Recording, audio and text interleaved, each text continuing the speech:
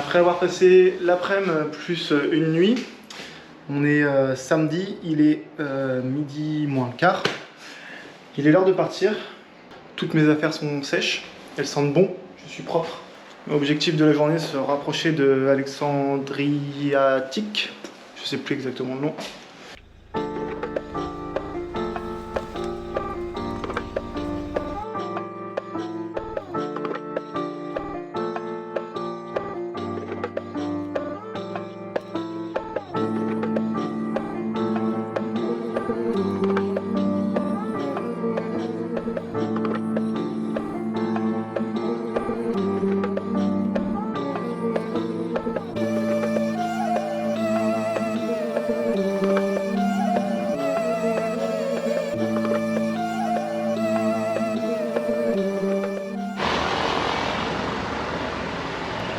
Je suis à Alexandroupoli, la dernière grande ville avant la frontière gréco-turque. Et après avoir patienté 2 heures debout et aucune voiture s'est arrêtée, pourtant il y avait du trafic. Aucun grec s'est arrêté. De toute façon, j'ai l'impression les Grecs ils sont un peu comme les Italiens dans le nord de l'Italie. Ils s'arrêtent vraiment pas. J'ai aucun grec qui m'a pris un stop en fin de compte, c'était que des touristes et des étrangers. Et donc là, c'est un couple. Ça fait 6 ans. Yes. Hello. Et ils m'ont amené jusqu'ici. Where are you from? Near Paris. Paris. Yes. France. Yes, France. Yes. And you? Greece. Yeah, Femiu? Yes, yes. Ελλάς Γαλλίας συμμαχία. What is your name? Lefteris name. Sorry? Lefteris. Lefteris? Αποστόλης. Apostolis? Yes. Konstantinos. Constantinos? Γιώργος. Sorry? George. George. Okay. My name is Jordan. Jordan. Yes, YouTube. Live. Jordan. Ιορδάνης. Jordan. Yes. Jordan is Iordanis in Greek. In Greek. Iordanis. Ok. Ah, ils étaient cool les gars là. Sympa. Donc je disais, désolé, mais un couple avec un camping-car, mais ils sont juste là, je sais pas si on va les voir, dans le fond là. Ça fait 6 ans qu'ils sont sur la route. Maintenant leur job, si j'ai bien compris, c'est d'organiser des voyages en fait et de proposer des voyages pour des gens. Et donc là ils vont en Turquie, ils sont sur la route pour aller en Turquie, pour justement voyager et connaître un petit peu le pays, pour ensuite proposer des voyages à leurs clients. Donc je vais mettre forcément leur site internet dans la description et là maintenant en haut à droite. Et allez checker ça si vous avez envie de voyager un petit peu. Je sais, c'est pas poli par la bouche pleine et je fais jamais ça. Mais l'objectif c'est de trouver un endroit calme où dormir et aller récupérer de l'eau.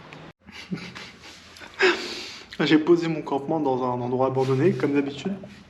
Au bout d'un moment j'entends une voiture se garer juste à côté. Et 2 personnes sont rentrées en fait dans le bâtiment. Il expliquait ce que ça allait devenir. Cette pièce là ça va être ça, ça va être ça, ça. Et en fait moi j'étais allongé juste là. J'étais à 2 doigts d'exploser de rire parce que il m'avait pas vu alors que la tente elle est quand même imposante par rapport à la taille de la pièce.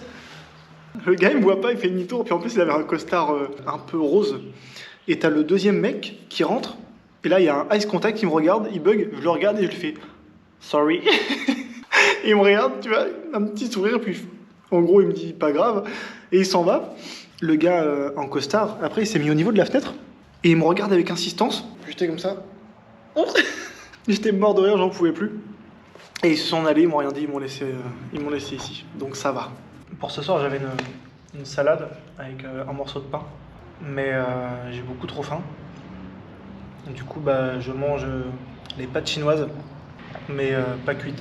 Si jamais un jour vous êtes vraiment dans la panade et que vous n'avez pas de quoi faire chauffer les pâtes, sachez que ça se mange. C'est pas mauvais.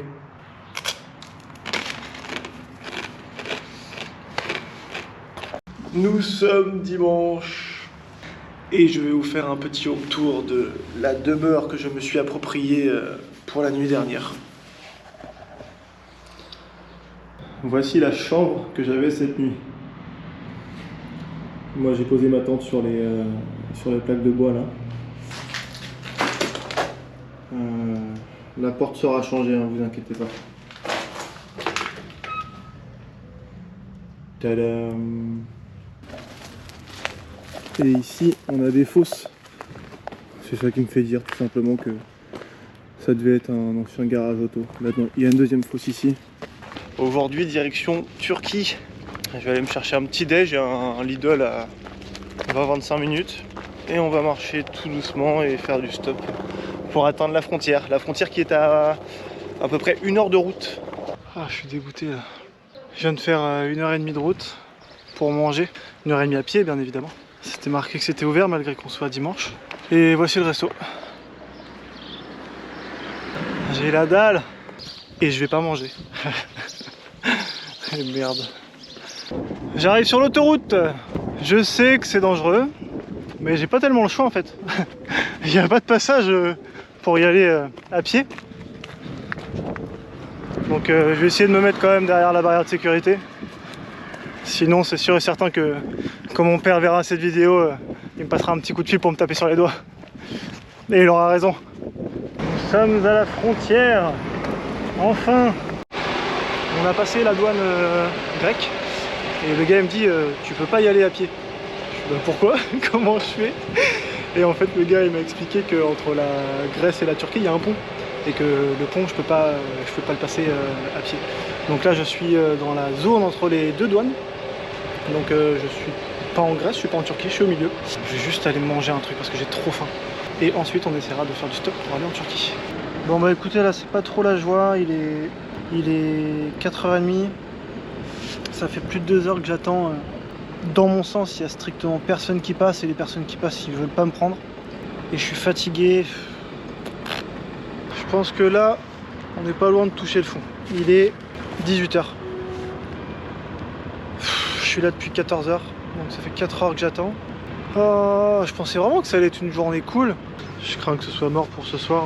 Il est presque 8h si je dis pas de bêtises. Il est 8h passé. Et bah, comme vous pouvez le voir, il n'y a plus du tout de voitures en fait qui passent à la douane. C'est non sans mal que je vais arriver en Turquie les gars. Incroyable. On a enfin pris un stop.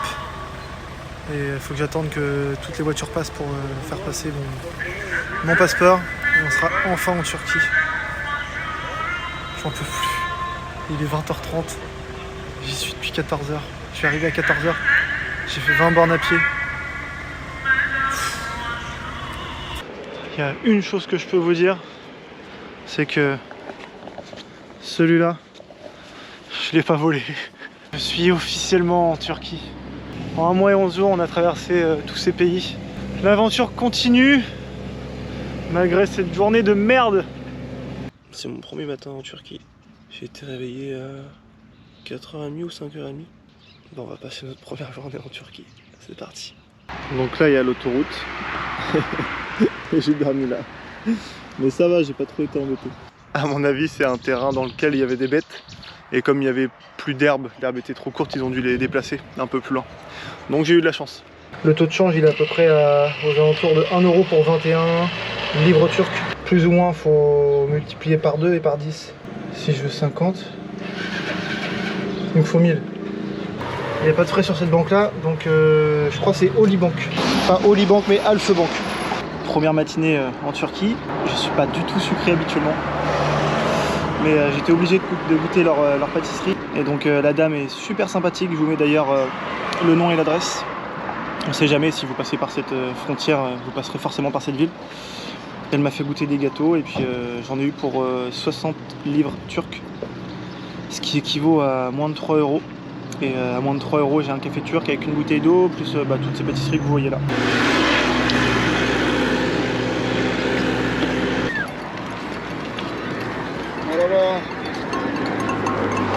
Ah ouais, il y a des belles bêtes, hein. Des vaches normandes en plus. Je me suis fait racoler pour pouvoir aller jusqu'à Istanbul. Et le gars me proposait 25 euros. Et a insisté, après 20, puis après 15. Et après il me demandait t'as combien? Le truc bien insistant. Et au final il me proposait 250 livres turcs, ça fait 250, 12,50 euros.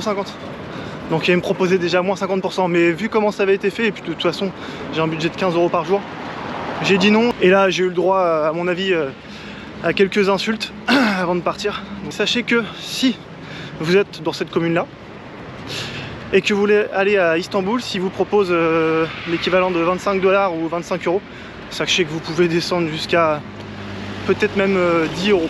Je suis dans une grande surface et je fais un petit peu les comparatifs de prix. Une Red Bull, on est à un peu moins d'1 €, donc plus ou moins le même prix qu'en France. 2 € minimum la bière, donc c'est super cher. Le Coca, par exemple, j'en bois pas, mais 1 litre 1 €. Mis à part si je me trompe, on a ces 2 pains pour 50 centimes. Donc ça c'est vraiment bon marché. Concernant tout ce qui est légumes en boîte, c'était un peu mon régime alimentaire dans les pays précédents, surtout en Croatie et en Italie. C'est quand même bien moins cher. On a des pois chiches pour moins de 20, donc ça fait moins d'1 € la grosse boîte. Et dans les pays précédents, c'était plus 2 € la petite boîte. Donc 2 fois moins, donc 4 fois plus cher. Les œufs, la boîte de 30 est à 4 €.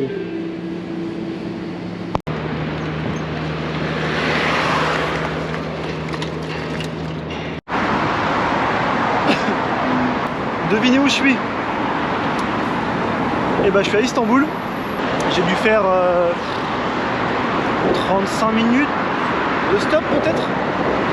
Et il y a Mehmet qui s'est arrêté et il me dit bah je vais à Istanbul centre, si tu veux je t'y amène. Donc là il m'a déposé sur l'autoroute. Je sais pas du tout quoi faire. C'était tellement pas prévu, on vient de passer 3h30 à parler. Il m'a donné plein de conseils, plein d'endroits à visiter en Turquie, plein d'endroits dans le sud à visiter. Qu'est-ce que vous voulez que je vous dise? Encore une super rencontre, franchement incroyable. Et il m'a donné son numéro de téléphone et il m'a dit si tu as le moindre souci, tu m'appelles. J'ai des amis turcs et kurdes dans toute la Turquie, donc ne pas hésiter. Merci Mehmet. Ouais.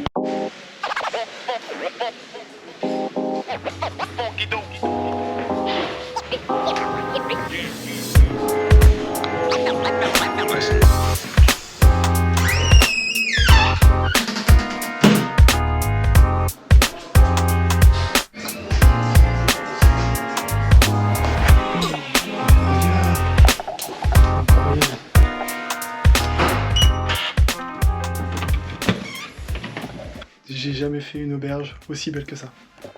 C'est des chambres avec juste 4 lits. Avec un grand coffre à code. Donc mon sac, je peux en mettre 2-3 là dedans. 14 € la nuit avec petit déjeuner de 8h à midi.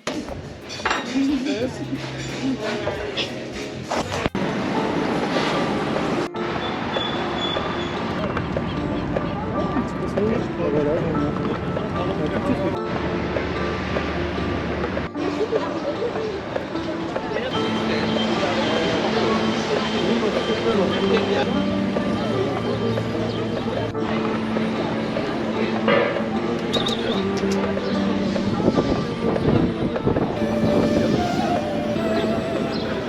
nous allons découvrir la mosquée bleue.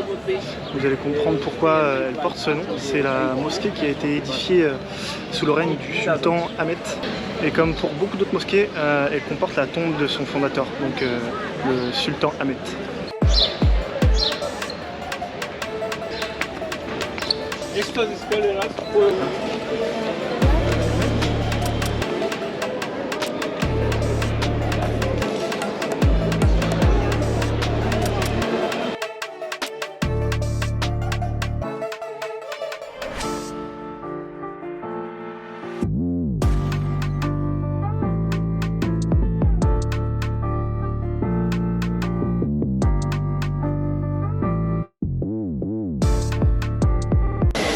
On n'a pas le droit de rentrer en short, je suis désolé. Il fallait vraiment que je rentre. Faudrait vraiment être un crevard pour vouloir voler mes chaussures, franchement.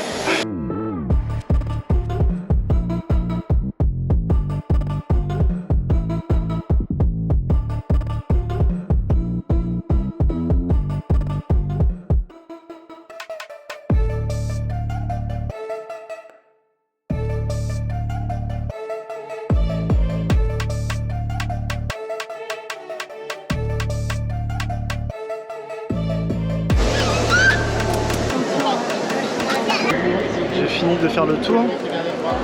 Quelle paire de chaussures je vais prendre? Parce que les miennes elles sont vraiment pourries. J'ai le choix là, il y en a des centaines. On continue avec la mosquée Sainte-Sophie. En fait, c'était une église qui a été transformée et réaménagée en mosquée. Au niveau de l'architecture, ça mélange la religion musulmane ainsi que la religion chrétienne. Mais j'avais pas pensé qu'ils n'acceptaient pas les gens en short. Et je suis un boulet, comme d'hab.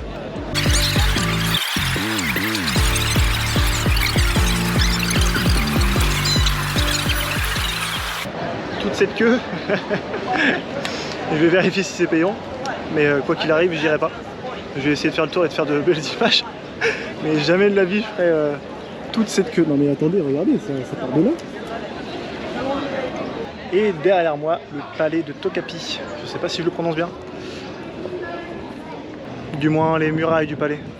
Parce que c'est fermé aujourd'hui. On peut pas rentrer. J'ai fait mes études au Havre. Et en face de la gare du Havre, il y a un kebab qui s'appelle Palais de Tokapi. C'est un des meilleurs kebabs que j'ai jamais mangé de ma vie.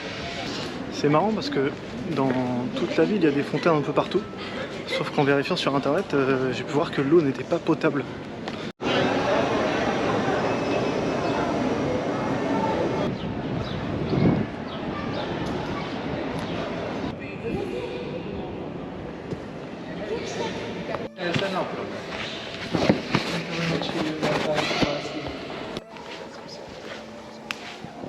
Cette fois-ci, j'ai pu rentrer, même en short.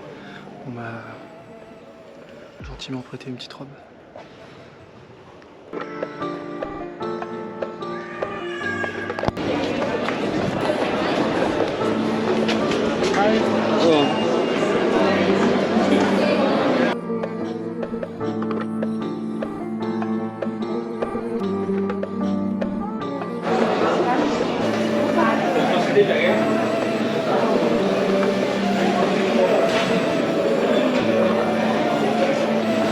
On a retrouvé évidemment toutes les plus grandes marques de vêtements à prix massacré, ainsi que toutes les grandes marques horlogères. Gros point positif comparé au souk d'Agadir. Ici les vendeurs ne vous attrapent pas, ils ne vous obligent pas limite à acheter, ils sont très, très gentils. France. À tout à l'heure. Thank you very much. Voilà, c'est très dans la sympathie, ça va très bien dans ce que j'étais en train de dire. Non, très sympathique et très respectueux. C'est peut-être plus difficile de vendre au souk, il y a peut-être plus de concurrence, je sais pas. Mais on sent la différence en tout cas. Il est midi 20, j'ai super faim, il y a des restos partout. Mais je viens de regarder sur internet et il y a un resto avec plus de 3000 avis, avec une note de 4,9. Donc c'est à 2 km. Je vais me retenir de manger et je vais aller voir ça. Deuxième resto et on s'en va aussi. L'an dernier il y avait des plats à 40 et maintenant ils sont à 240.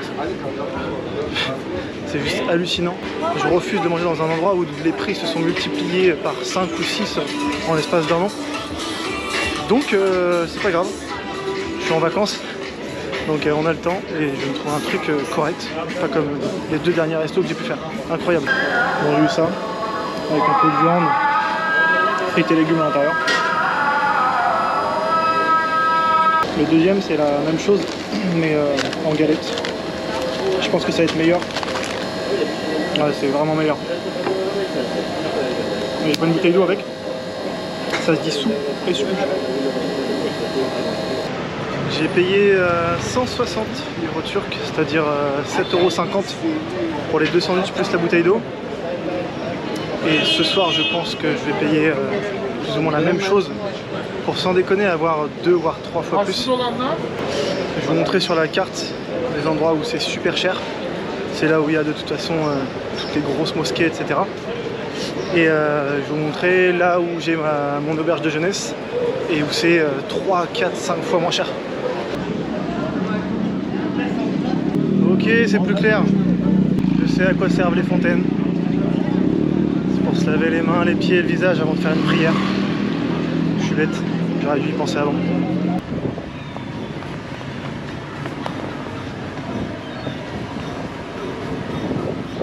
Ça monte. On va faire le comparatif de ce que j'ai mangé ce midi et ce soir. Donc là on n'est pas du tout dans le quartier où il y a les mosquées, etc. On est vraiment dans un quartier, dans une rue juste à côté de mon auberge, donc dans le même quartier que mon auberge. Déjà, on a le droit à des petits piments. et il pique pas mal. C'est vraiment bon. Donc grosso modo j'ai 4 brochettes, du riz, plus des petites galettes comme ça. Ça c'est du poulet, ça c'est du bœuf et j'avais vu du kefta. Je pensais que c'était 2 kefta mais non, ça c'est du poulet aussi. Le riz il est super bon et j'ai demandé qu'il me rajoute un petit peu de viande à kebab. Comme ça j'aurai la totale. J'ai demandé de la viande à kebab avec. Donc c'est du poulet. Hein. J'ai pris une petite bouteille d'eau et je vais me prendre un thé avec ça. Bon, finalement j'en ai eu pour 240 livres turcs, c'est-à-dire 11 € pour avoir eu 4 brochettes plus l'assiette de kebab, du riz, plein de petites galettes, un Eran, la bouteille d'eau et les petits piments. Là j'ai mangé énormément, mais on peut très bien manger un menu pour moins de 5 €. On a un petit souci là.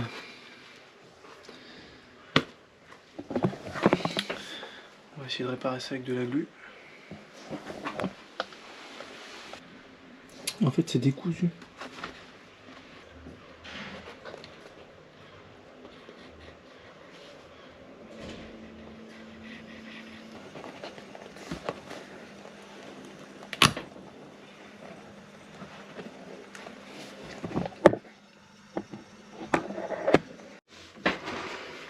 Toute neuve.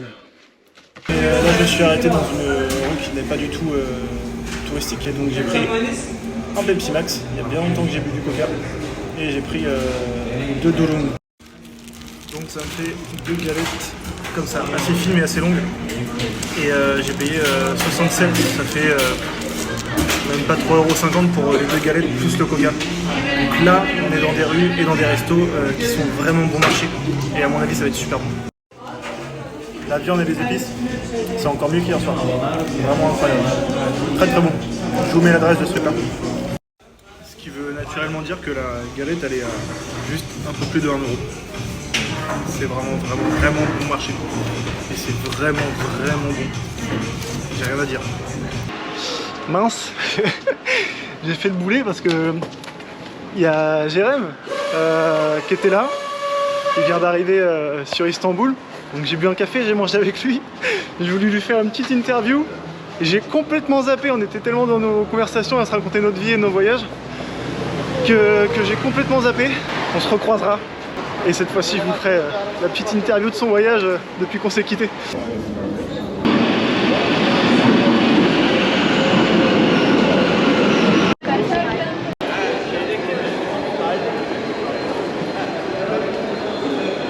J'ai raté mon train. Mais c'est pas grave. Le gars qui m'a amené donc jusqu'à Istanbul m'a offert cette carte avec encore du crédit dessus. Donc pour l'instant j'ai pris 2 bus et là je vais prendre le train grâce à Mehmet. Bye. Je vais faire contrôle par la police et il m'a demandé mon passeport, il a vérifié et il voit la caméra, il me demande si je suis youtubeur et je lui dis oui. Il me donne son téléphone, je lui ai montré mon profil. Et il s'est abonné à ma chaîne. Donc j'ai un flic turc qui s'est abonné à ma chaîne. C'est excellent. Là on arrive au ferry. Je vais essayer de faire du ferry stop. Ça va être payant, merde. Ils ont pas voulu. On pourrait croire mais ils ont pas voulu. C'était même pas 50 centimes. Top. Et là je sais pas si on voit, mais il y a énormément de méduses. C'est luxe. C'est pas bon ça. C'est troué, du coup l'eau passe. Et j'ai les chaussettes mouillées. J'avais pas prévu de changer de chaussures tout de suite.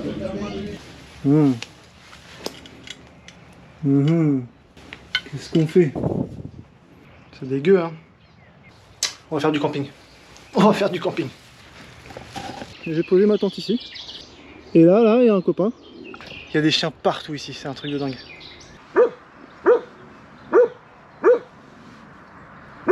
Chut. Eh, c'est bon là. Oh, mais dehors. Rien à faire hein. Je viens de me réveiller, il est 9h30 presque. Vous voyez ce chien là? Il a fait qu'aboyer toute la nuit. Bah oui, Voilà, quand il s'agit de bouffe, hein. Tiens, t'es prête? Hop là. Là. Je comprends mieux pourquoi le chien il a aboyé hier dans la nuit. Regardez le nombre de chiens qu'il y a en face de moi là. 1, 2, 3, 4, 5, 6, 7, 8, 9 là-bas. Ce gars là c'est Youssouf. Et je faisais pas de stop parce que j'en avais marre, je voulais pas faire de stop aujourd'hui. Et il s'est arrêté.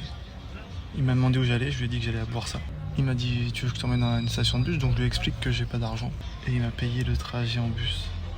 Je suis dans une ville mais gigantesque, moche comme tout. Ouais, dans la forêt là-bas.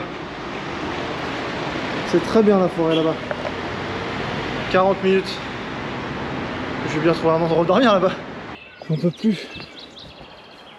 Il y a un sanglier dans les bois là. Oh, comment il est gros. Et moi je me suis mis en plein milieu en fait. Oh, il me fait flipper lui. Oh là là là là, dans quoi je m'embarque encore? Qu'est-ce que je fais? Qu'est-ce que je fais? De toute façon je vais rester là jusqu'à ce que je me fasse attaquer parce que je suis tellement imbécile et têtu et fatigué que je vais rester là. Je suis posé dans la tente. Enfin, je suis vraiment fatigué. Je vous laisse avec le nombre de kilomètres parcourus cette semaine. Si vous avez des questions, n'hésitez pas. À la semaine prochaine.